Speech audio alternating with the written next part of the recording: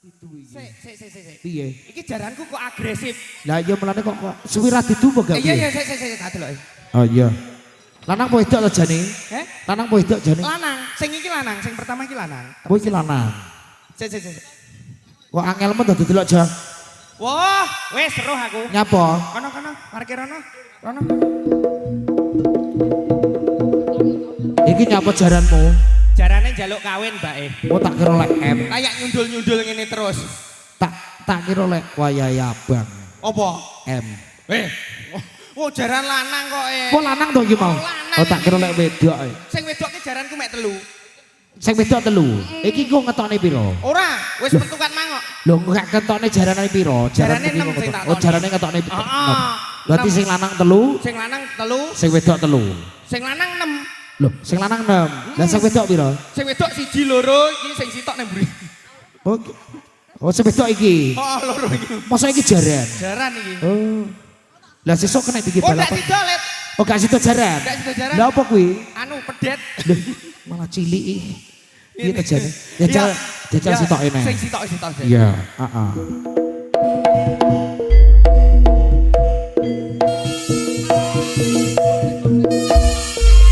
Manut iseng yo, Nduk. Ayo manut iseng.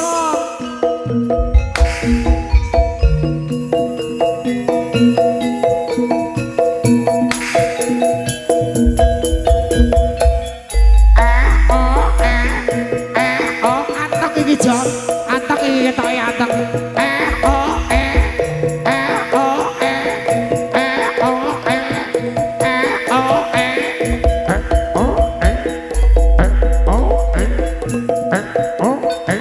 Antak iki penak. Iya penak.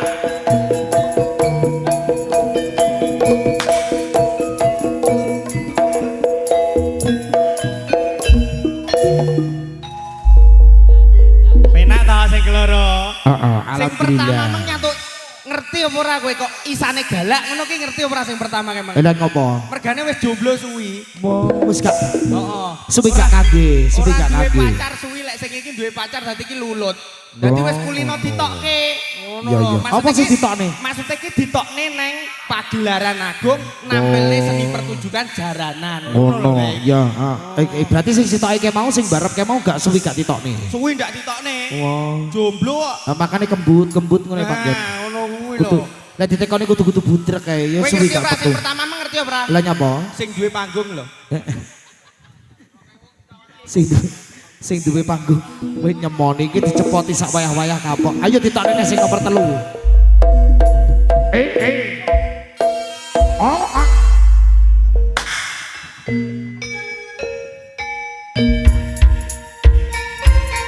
Ijil saking sasana busana lumawa saking papan pagelaran jam. Katidaknya dari perangkat putu. Ingkang samini deturung kang estika praso busana kang prajuritan. Kata teranggina serambil cinodro kadya selo blini selo kang rangam blandini kang rencem rambut cantrandi. Biyen cinodro kadya Raden Mas Bagus Permati. No. Wis. Kene parkir. Nah parkir kono. Ditaleni gak? Oh gak usah. Ben iso digar engko. Oh ben iso digar oke. Heeh. Iki anteng iki. Jaran ki pokok cilik dhuwur ngene iki. Heeh. Iki mesti mbiyen mboke mesti nyidam rijing. Nyidam apa? Rijing. Rijing to. Rijing ploter apa rijing? Rijing. Lah ya rijing ki lho. Kok rijing? Iki lho mokoke kan. Rijing. Rijing lho pawakane cilik dhuwur. Ngloyet Cilik dhuwur.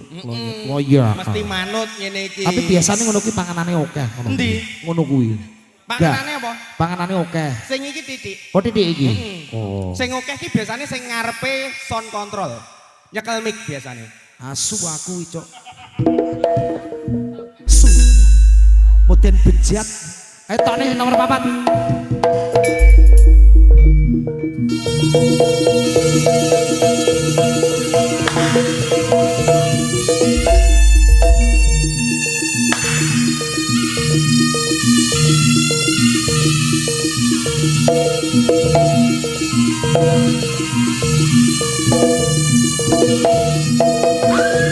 Iya. Wijil saking sasana busana lunga pasawi babat balanan aku. Yen menika candraning Purkadang Putu. Sabene Petro kang esti kang resuk busana kang prajuritan. Trenggina Srapil.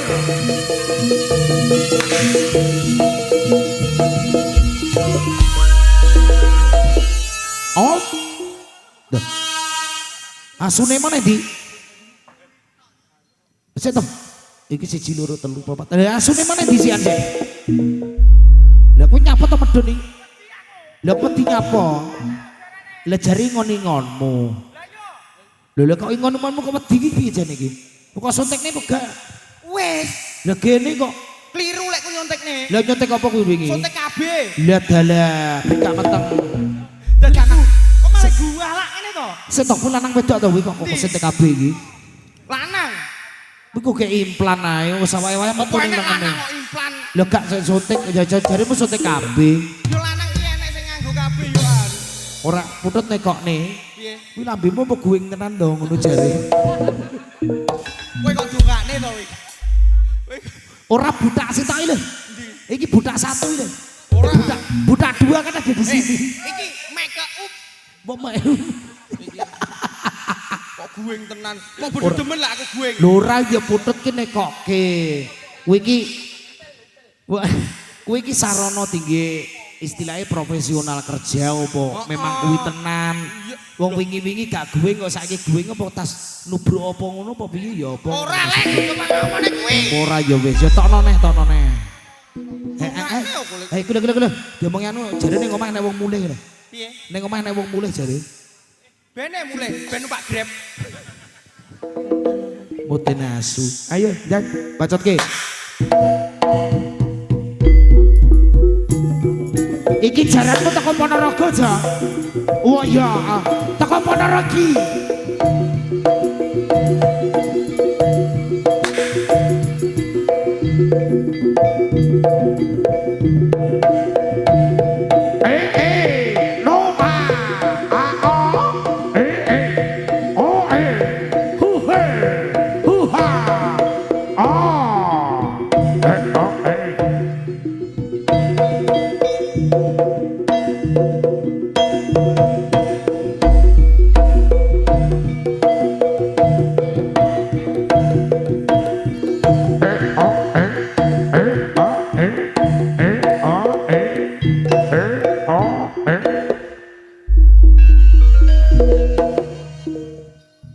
Siji loro telu papat limo, siji loro telu papat limo, siji loro telu papat limo. Kurang sitok kok ijulono sampai subuh ya Bangga.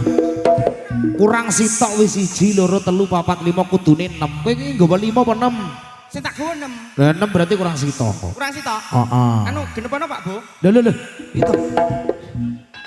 Kowe tugasnya mau ngenong kok iso. Kowe tugasnya mau ngenong. Oh tugasnya ngenong. Iya tugasnya ngenong. Tak kira lek yo jaran. Surya iso barang-barang bon-bonan gede-gede kabeh. Endi bon-bonan? Oke, lha kuwi kok kolor. Kolor piye to, nggih suwal kolor. Maksudnya nggone ning lor kono lho, omahe lor kono. Ngarep. Sing nyuwari iki lho danang tukang timpong lho. Omahe lor kono lho, omahe daerah lor-loran kono Oh, Kediri sakandane oh, kono. Kediri. Iya, ngono.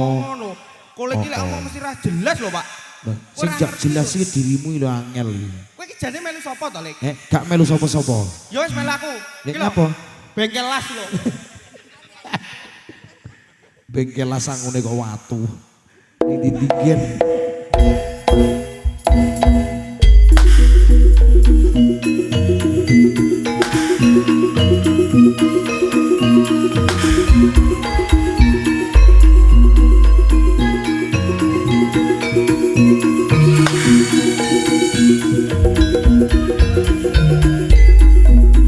Bijil saking Sasana Busana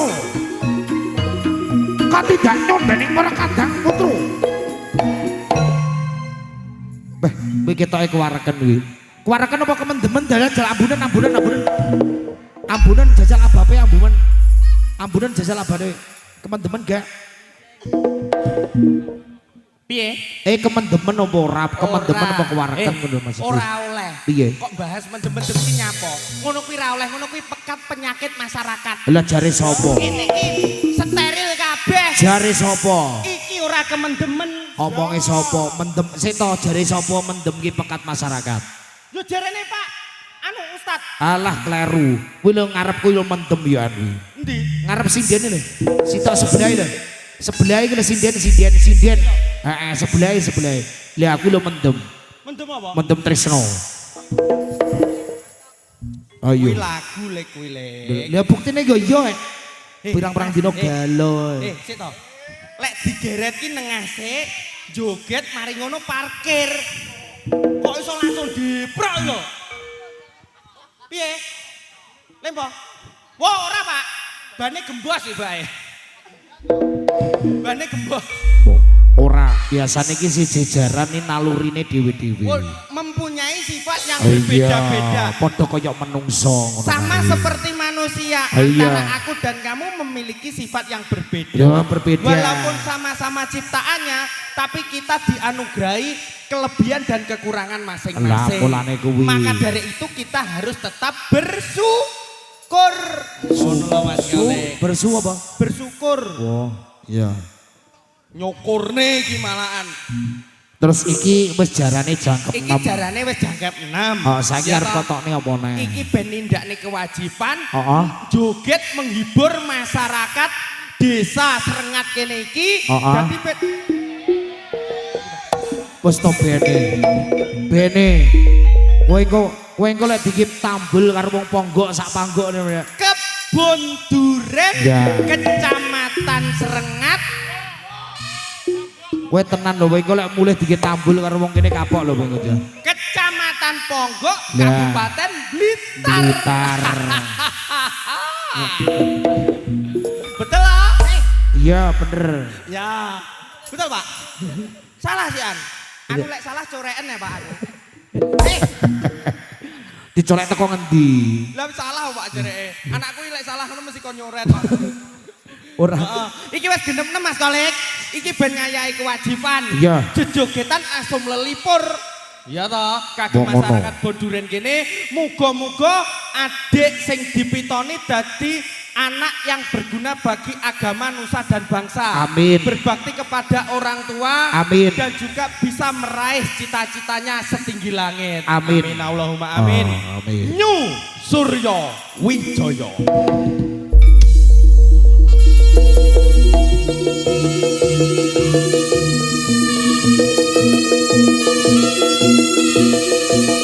Nek ngono kuwi ya. Wis, ya wis. Pasar Prabanyu. Pate celeng sergi.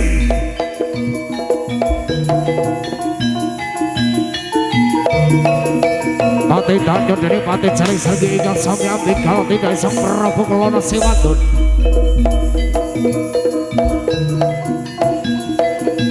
Wonten sasana mono kang kalah seluruh boyo kang gedhe.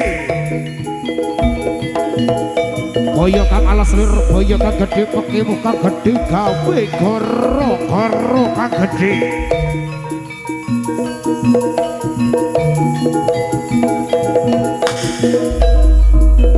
Ambikal tidak isang Prabu Kelana Siwadon.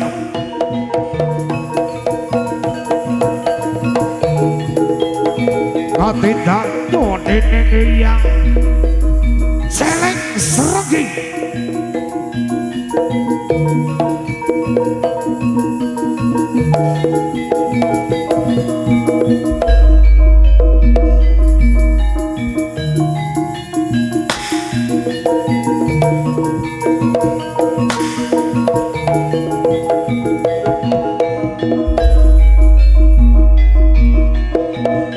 Kaderek nomaipun perhati yang celeng seregi.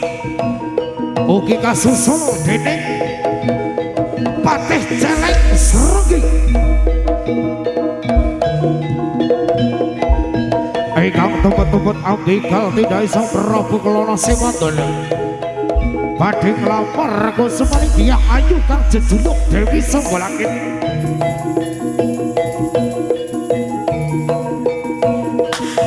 Mayatalah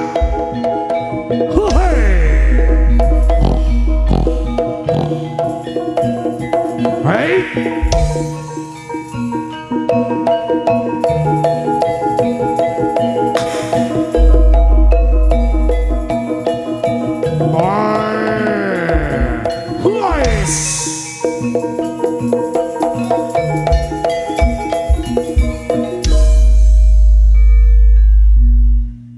para kata kaku terpetri kang sami kenu maraltan ikang materi kan sekitakan matan candrening para kadang putra kang sami pinanggih ikang sami ngerasuk busana kang prajuritan nggambaraken prajurit sewu negara kang cacahipun nenem kanom sak kembaran ingkang ngabekal tindai sang Prabu Kelana Sewang Gunung nggih menika candrening yang jaling serenggi ugi patih jaling serenggi sak kembaran kados pundi anggening perkatang putra Palipur kita samarga ngaturaken sugeng pinarak boten kata lupain nyuwun donga pangestu panjenengan sedaya kerpatan mugi perkatang putra Palipur manggi rahayu kalih saking sambi kala nyuwasana para tamtama Surya Wijaya lumaksana magita-gita ing baris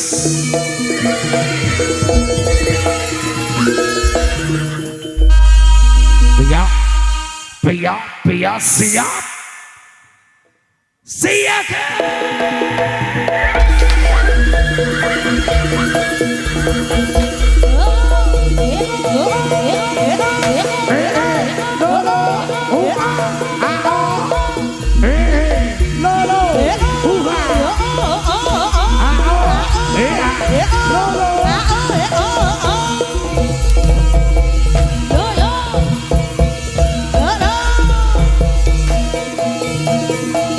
Surya Wijaya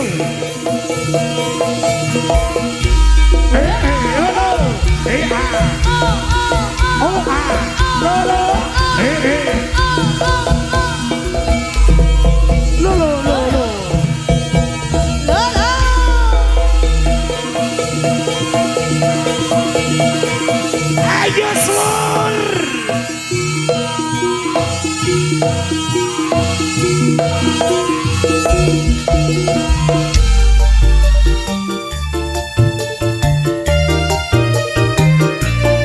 Surya Wijaya Safira Prorental Audio terima kasih matur sembah nuwun Kebonduren Monggo Blitar Jawa Timur Indonesia Surya Wijaya ayo deh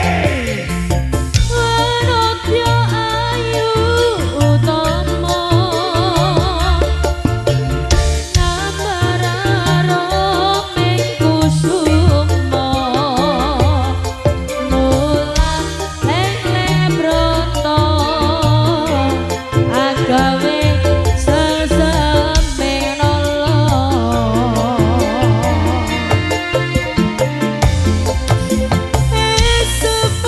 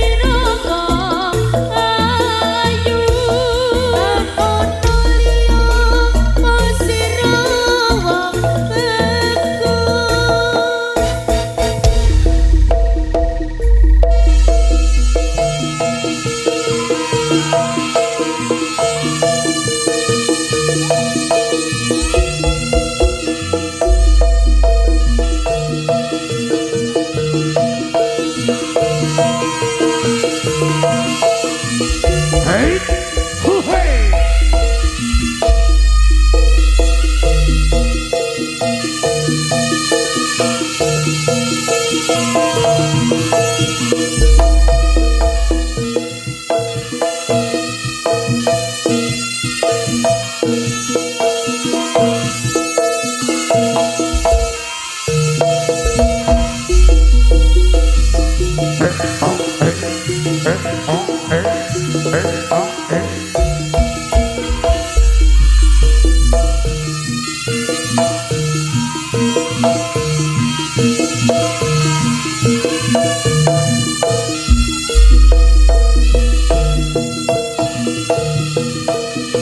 Hey,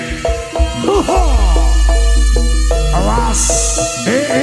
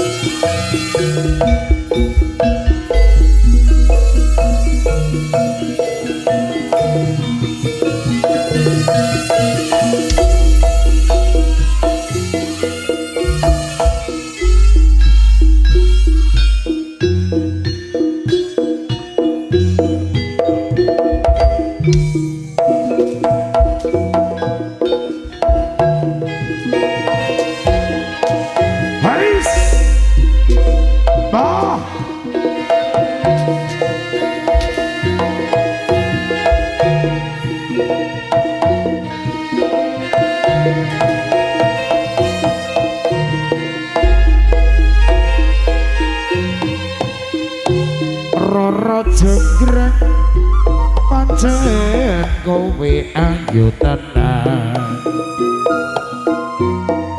ora mokal yen aku nandhang kasmaran waspadakno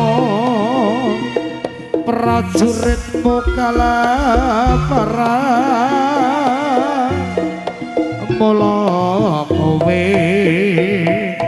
ganti pandhita boyongan Joko Bandung kowe aja kumaluka barang iki kanggo kuturung rampung pilopati kang Mas Prabu Kupala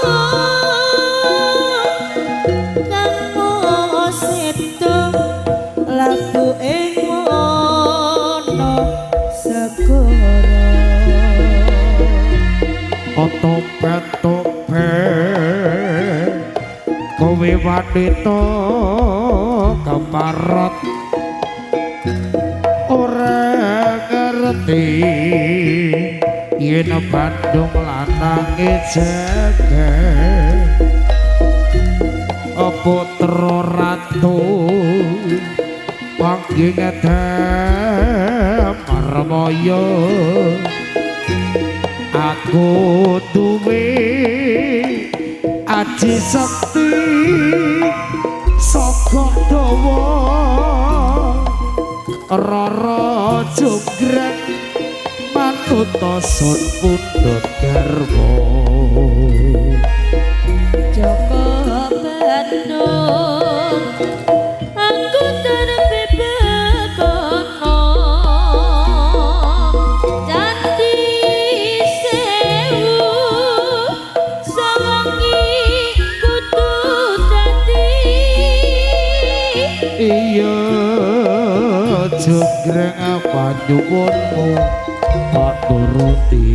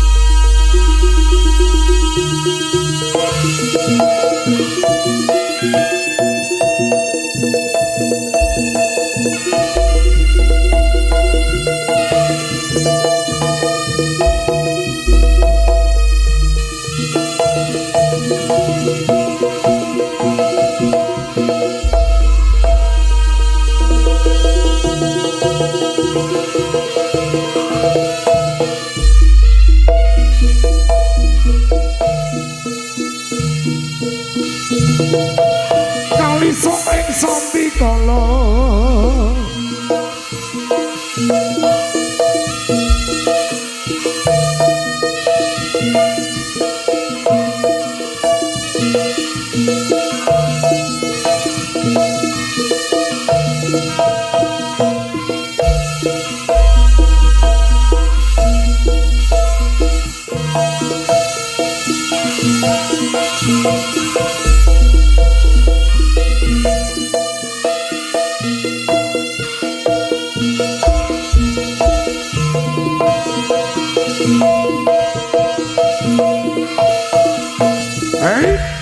Bisa no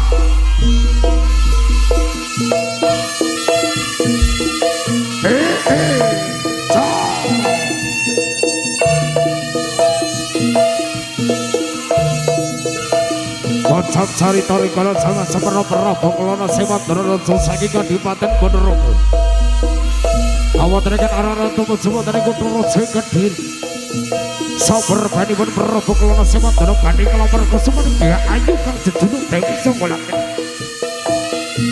wonten ing sajene wana kang alas jene wana kang alas Lirboyo kang gedhe wana kang alas Lirboyo kang gedhe pekewuh kang gedhe gawe goro-goro kang gedhe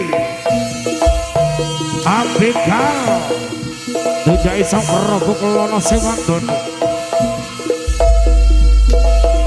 kewan alas kang sartu kalak kang dipandhikani dening Eyang Jaleng Serogi ugi Patih Jaleng Serogi perabuk lono sewanton kang anggiring-giring para prajurit Semenegoro ingkang sekti mandra guna pepasan ora tedas bapak walune mandi ora tedas sisane grito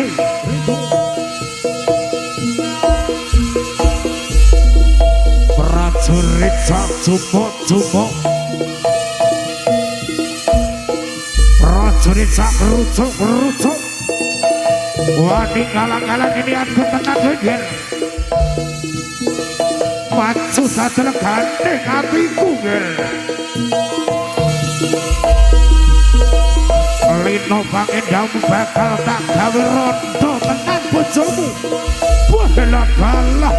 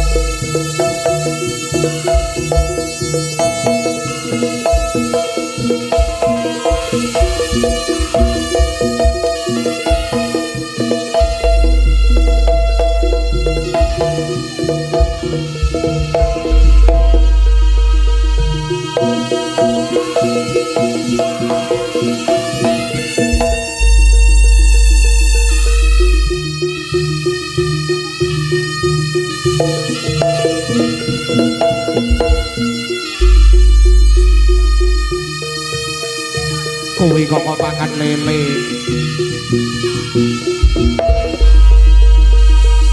bocah kuwi kok pakan lele bae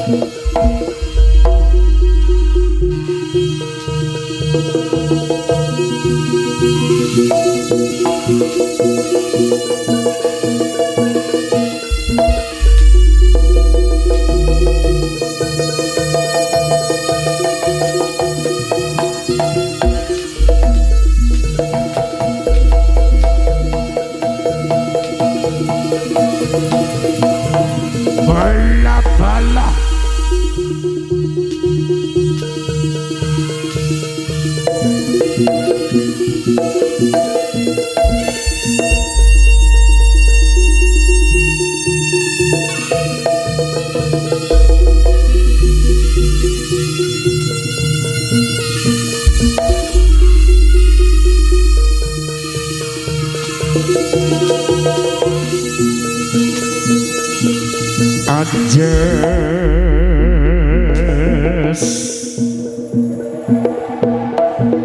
moro arimampi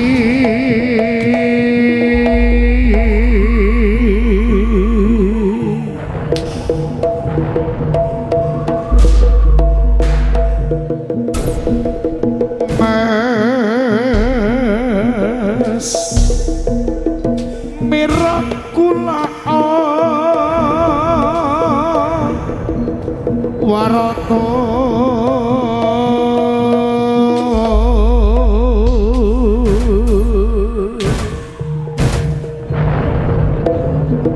jase mutien lurung layo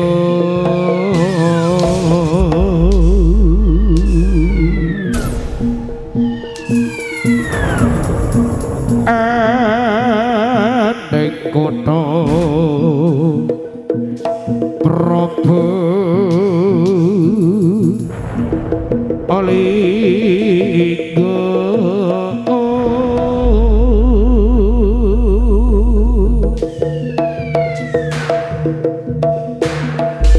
perang tandhi lan urung biisma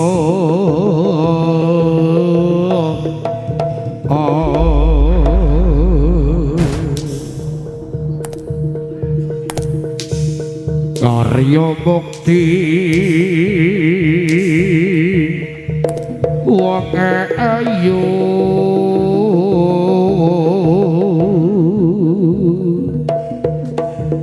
pun kadang pamit ala astra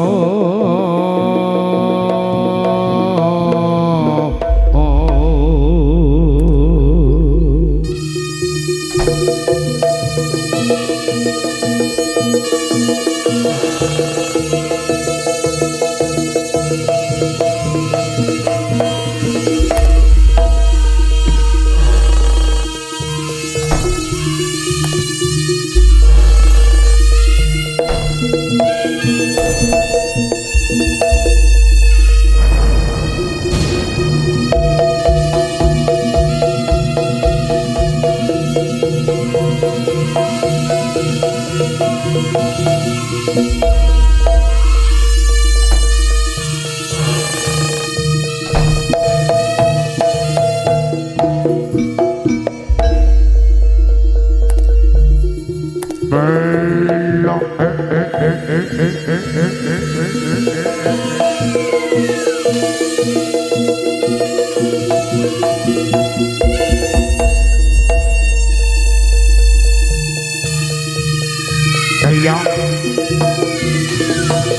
Eyang Suryo Wijaya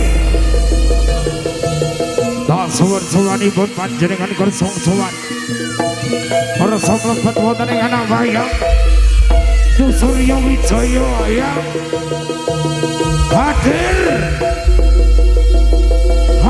ya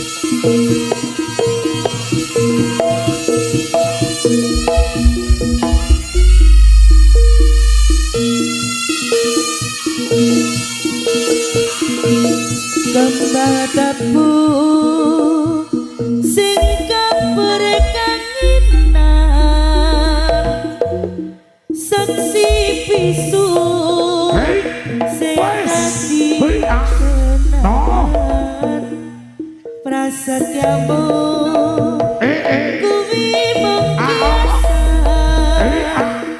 tresnomu saiki wis ning dalan anyar kowe karo sapa aku ngerti dhewe karepe moto ning dalan anyar kowe karo sapa ning kulon terminal Kartonegoro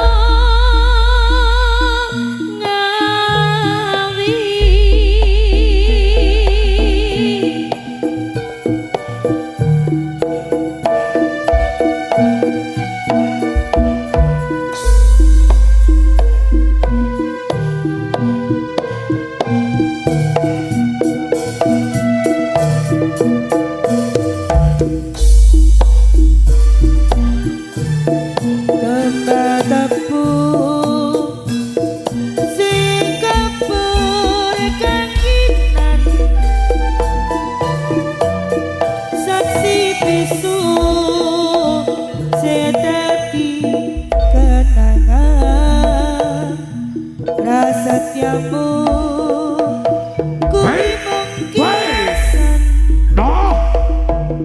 tresno saiki wis ning dalan anyar kowe karo sapa aku ngerti dhewe karepe moto delok jaranan kowe karo sapa